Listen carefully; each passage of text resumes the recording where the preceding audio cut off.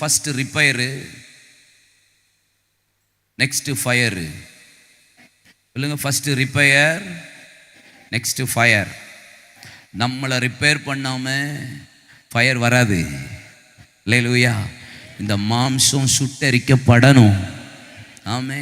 இந்த மாம்சத்திலிருந்து தான் எவ்வளவு பொல்லாத காரியம் எழும்புது. மாம்சம் இருதயம் பொல்லாத கருக்குள்ளதும் மகா கேடு உள்ளதுமா இருக்கு, மகா திருக்குள்ளதுமா இருக்கு.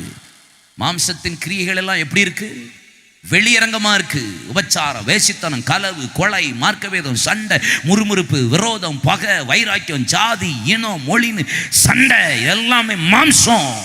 பகை வருது, அடுத்தவனை பத்தி பேசுறது மாம்சம், அடுத்தவனை குறை பேசுறமே மாம்சம். எப்படி அதிசயம் கர்த்தர் காண பண்ணுவா? ரத்தத்தினால கழுவப்பட்ட பிரதர், கழுவப்பட்டா போதாது, தினந்தோறும் இந்த மாம்சம் சுடப்படணும்.